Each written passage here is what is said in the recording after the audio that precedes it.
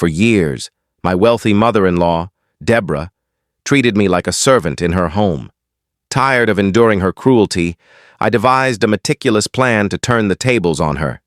Daniel's voice sliced through the clinking of plates like a sharp blade. "Alina, fetch me some coffee now." I paused, my hands submerged in soapy water. "Just a moment, I'm washing dishes," I replied calmly. "What?" His tone dripped with impatience and disbelief. "Stop that and get the coffee immediately. Can't you follow basic orders?" Before I could respond, another voice chimed in. "And make it quick, you useless wife," Deborah, my mother-in-law, called from the living room.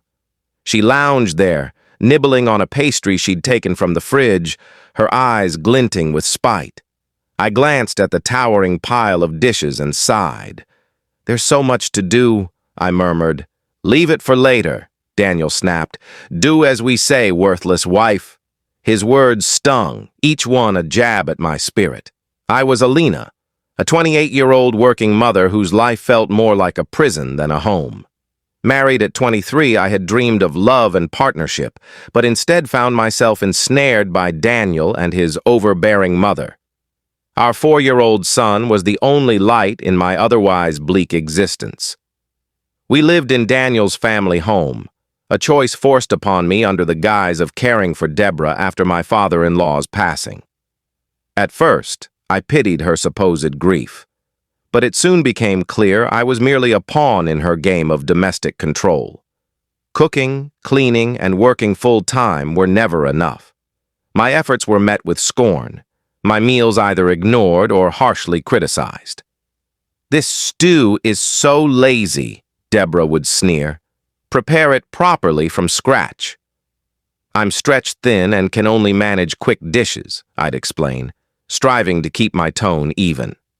"I despise backtalk from my daughter-in-law," she'd retort. "Cook it from scratch." "Why don't you cook?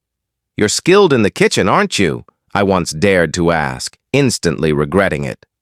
"Why would I do chores when you're here?" she replied icily. "Are you out of your senses?" Their cruelty escalated over time, shifting from sharp words to a chilling silence. They began ignoring me entirely, as if I were a specter haunting my own home. My presence, once undervalued, now seemed invisible. 5 years passed in this suffocating atmosphere.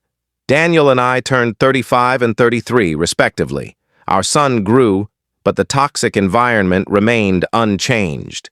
Deborah, now 60,